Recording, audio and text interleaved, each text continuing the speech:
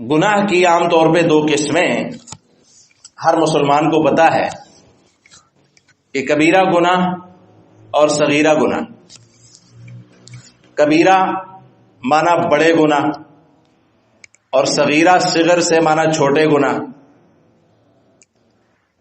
اب کبیرہ گناہ کون کون سے ہیں، ان کی تعداد بھی احادیث میں مختلف آئی ہے،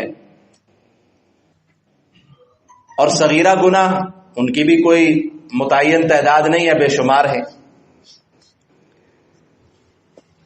کبیرہ گناہ بڑے گناہ جیسا کہ شرک کرنا، اکبر الکبائر اس کو کہتے ہیں۔ کبیرہ گناہوں میں سے بھی سب سے بڑا گناہ وہ شرک کا ہے۔ اور اسی طرح قتل کرنا، والدین کی نافرمانی کرنا، شہادت الزور جھوٹی گواہی دینا، تو یہ بڑے گناہ ہیں جن کا خود قرآن کریم میں بھی ذکر آیا۔ تو ان سے بچنا، اللہ تعالیٰ قرآن کریم میں فرماتے ہیں ان تجتنبوا کبائر ما تنہون عنہ نکفر عنکم سیئاتکم، اگر تم کبیرہ گناہوں سے بچتے رہو گے تو ہم تمہارے چھوٹے جو گناہ ہیں وہ ویسے ہی مٹا دیں گے۔ تو کبیرہ گناہوں سے بچنا، تقوی کا سب سے نچلا درجہ جو ہے وہ یہ ہے کہ انسان کبیرہ گناہوں کو چھوڑ دے۔ اور صغیرہ گناہ ایسے گناہوں کو کہتے ہیں جن کے کرنے پہ کوئی بڑی وعید نہیں آئی۔ کبیرہ گناہوں پہ تو بڑی سخت سخت وعیدیں ہیں، جیسے زنا ہے، شراب نوشی ہے، یہ بڑے گناہ ہیں، ان پہ بڑی سخت وعیدیں ہیں۔ اللہ تعالیٰ نے انسانوں کو ان کے کرنے سے روکا ہے، اور اگر وہ یہ گناہ کرتے ہیں اور پھر بغیر توبہ کے اس دنیا سے جاتے ہیں تو اللہ کی سخت پکڑ میں وہ آئیں گے۔ لیکن کبیرہ گناہ کے مقابلے میں ایک چھوٹے گناہ ہے صغیرہ، جن کے منع تو ان سے کیا گیا ہے لیکن کوئی بڑی وعید اس کے اوپر نہیں ہے۔ تو حضرات محترم، کبیرہ گناہ بھی معاف ہوتے ہیں، صغیرہ گناہ بھی معاف ہوتے ہیں۔ اللہ کی رحمت کا در گناہگاروں کے لیے ہمیشہ کھلا رہتا ہے، لیکن شرط یہ ہے کہ کبیرہ گناہ سے انسان توبہ کرے، استغفار کرے، جیسے کہ حضرت عبداللہ ابن عمر رضی اللہ تعالیٰ عنہ کا قول کہ لا کبیرۃ مع الاستغفار، استغفار کوئی کر لے، اللہ سے معافی مانگ لے تو کبیرہ گناہ ختم ہو جاتا ہے۔ اور ولا صغیرۃ مع الاصرار، اور بعض گناہ چھوٹے ہوتے ہیں لیکن انسان ان کو اگر مسلسل کرتا رہے تو پھر چھوٹے نہیں رہتے، وہ بڑے گناہ بن جاتے۔ تو اس لیے کسی گناہ کو چھوٹا سمجھ کے کرنا اور کسی نیکی کو چھوٹا سمجھ کے چھوڑ دینا، انسان کو اس سے اجتناب کرنا چاہیے۔ حضرات محترم، اللہ تعالیٰ نے گناہ کو یا گناہ کرنے والے کو مجرم بھی کہا ہے، اور مجرمین سے انہیں تعبیر کیا۔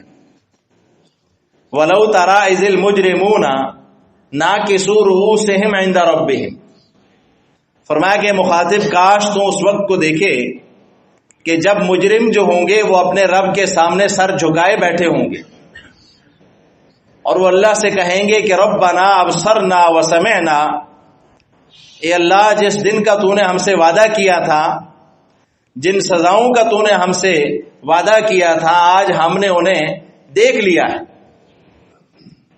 سن بھی لیا ہے، دیکھ بھی لیا ہے، فرجعنا نعمل صالحا، اللہ ہمیں ایک موقع اور دے دے، ہم واپس دنیا میں چلے جائیں تو ہم اچھے کام کریں گے۔ ایک جگہ اللہ فرماتے ہیں ان المجرمین فی عذاب جہنم خالدون، مجرم جہنم کے عذاب میں ہمیشہ رہیں گے۔ تو اب یہ جرم کیا ہے؟ بعض علماء نے فرمایا کہ گناہ اس وقت تک گناہ ہے جب تک وہ انسان اور اس کے رب کے درمیان رہے، تو یہ گناہ ہے۔ اور اگر وہ گناہ دوسروں تک اس کے اثرات پہنچنا شروع ہو جائیں تو پھر وہ گناہ نہیں رہتا، وہ جرم بن جاتا ہے۔ اور پھر جرم جو ہے اس کی سزا ہوتی ہے۔ اگر وہ قانون کی گرفت میں آ جائے، جب گناہگار کا گناہ اس حد تک بڑھ جائے کہ دوسروں پہ اس کے اثرات مرتب ہونا شروع ہو جائیں، تو پھر جو اللہ کا قانون ہے وہ حرکت میں آ جاتا ہے۔ اور پھر جو ریاست کا قانون ہے یا عدالت کا قانون ہے، جو اسلامی نظام میں جس کی ذمہ داری ہے کہ وہ مجرموں کا قلع کما کرے، انہیں سزا دے اور معاشرے کو مجرمین سے بچائے رکھے، تو پھر وہ قانون حرکت میں آتا ہے۔ اور پھر مجرم جتنا مرضی کہے کہ میں اللہ سے توبہ کرتا ہوں، میں معافی مانگتا ہوں، پھر وہ توبہ سے حل نہیں ہوگا معاملہ، پھر اسے اس کے جرم کی سزا وہ ملے گی۔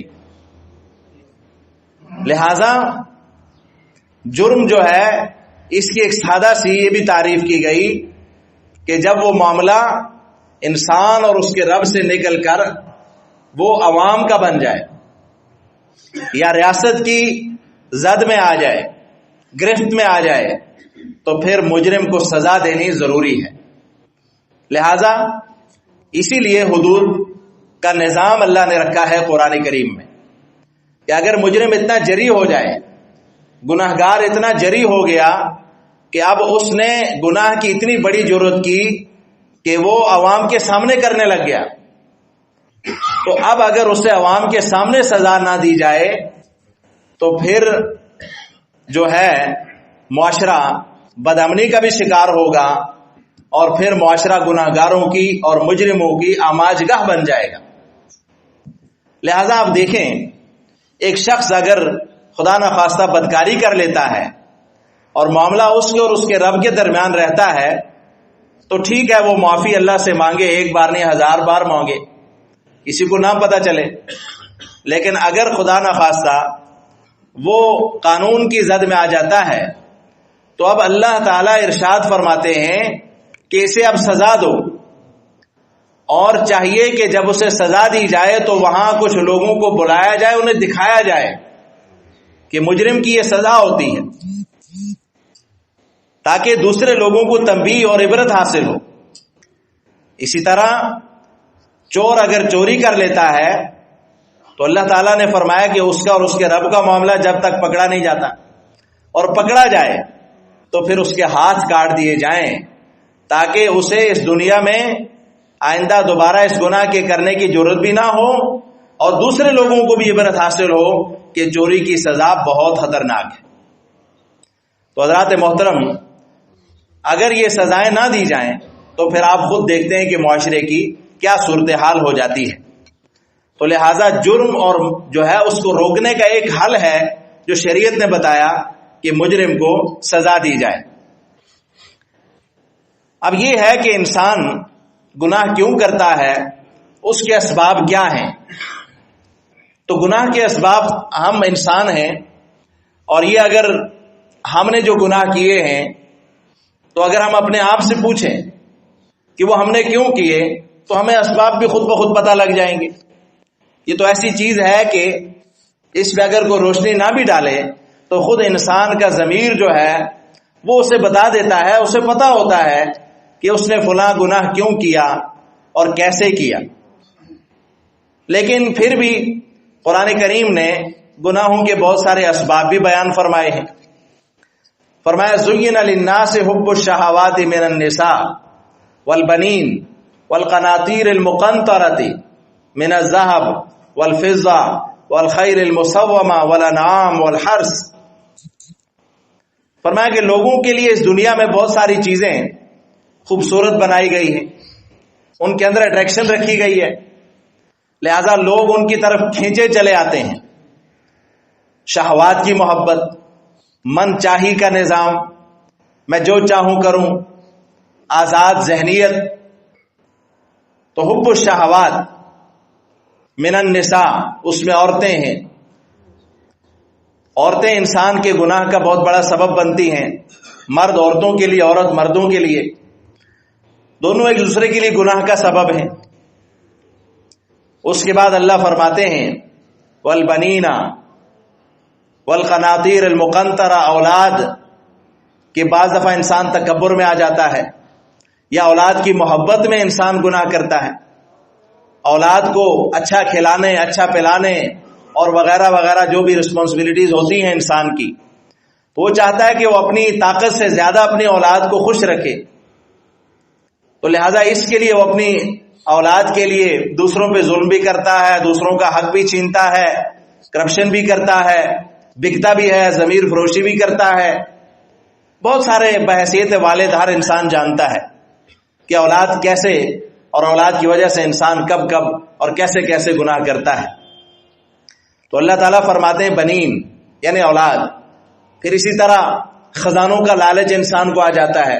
والقناطیر المقنطرہ، خزانہ اس کے پاس ہو، دولت ہو، سب سے بڑا مالدار بن جائے، لوگ اس کے محتاج ہو جائیں، اس کی ٹھاٹ باٹ لوگوں میں عیاں ہو جائے، سونا اس کے پاس زیادہ آ جائے، چاندی کا وہ مالک ہو. اسی طرح آگے والخیل المسومہ، گھوڑوں کا ذکر اس زمانے میں چونکہ گھوڑوں کی ویلیو زیادہ تھی، وہ کہ آج بھی ہے، لیکن آج اس کی جگہ گاڑیوں نے لے لی.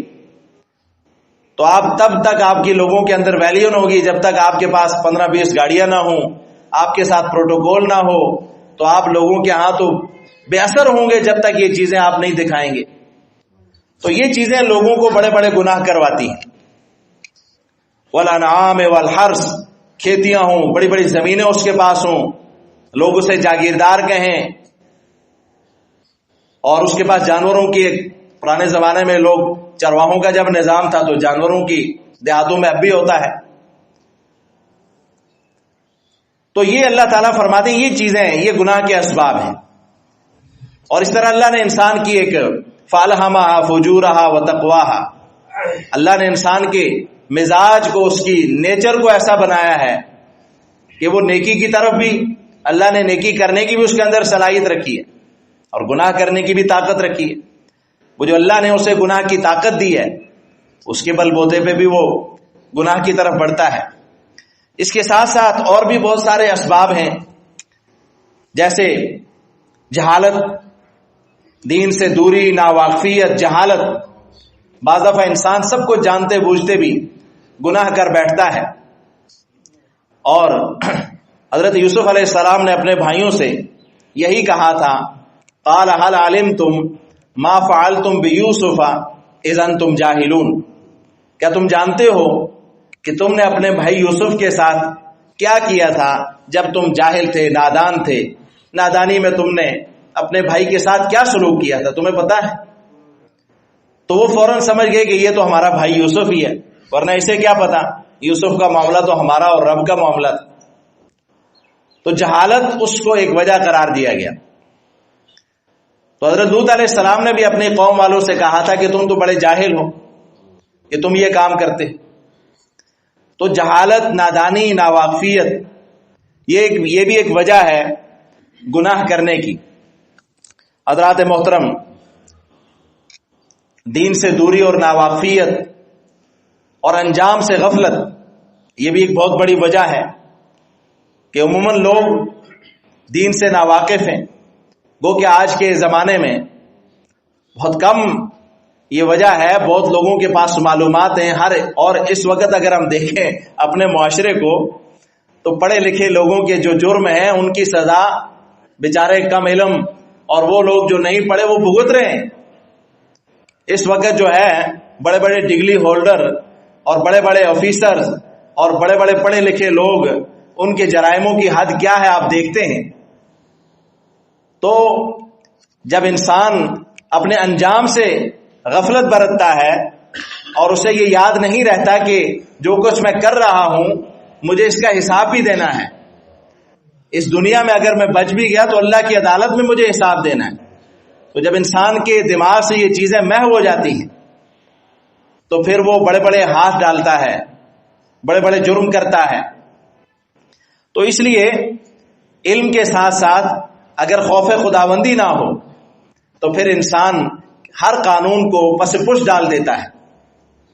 تو حضرات محترم، فقر و غنا بھی گناہوں کا بہت بڑا سبب بنتا ہے۔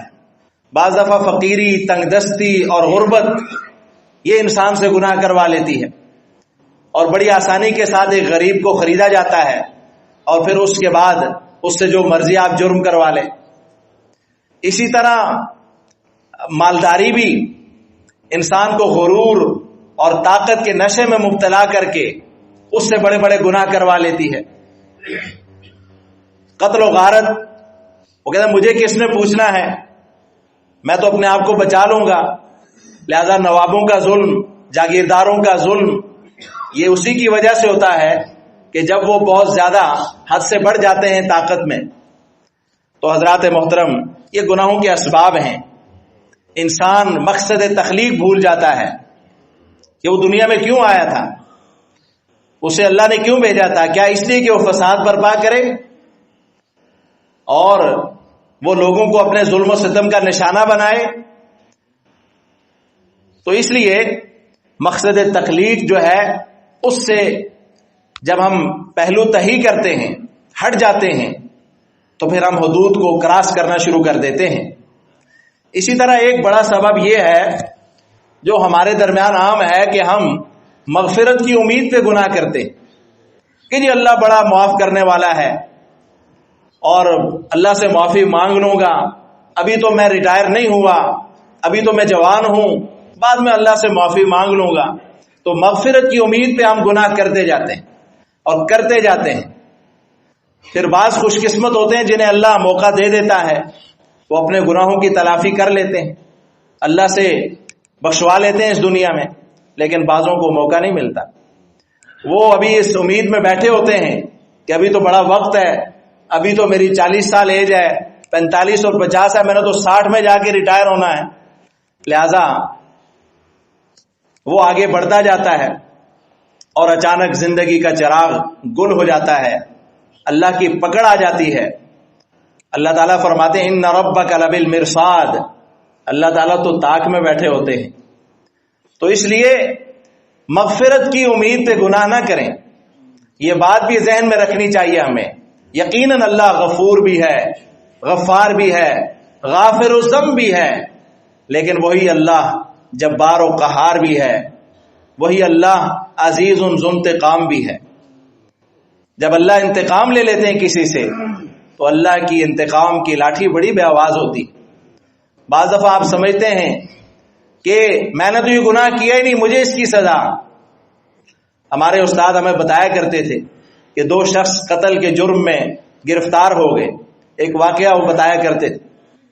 تو دونوں جب جیل میں گئے تو اب دونوں جو ہے وہ اللہ سے معافی مانگ رہے تھے، دونوں اللہ سے مانگ رہے تھے کچھ۔ ایک کہہ رہا تھا یا اللہ تو جانتا ہے کہ میں گناہ گار نہیں ہوں، قاتل نہیں ہوں، میرے ساتھ تو انصاف کر، مجھے آزادی دلا۔ اور جو قاتل تھا وہ کہہ رہا تھا اللہ مجھ سے گناہ ہو گیا ہے، مجھے اس دفعہ معافی مل جائے، میں کبھی نہیں کروں گا، اس کی تلافی بھی کروں گا، اللہ تو رحم کر دے۔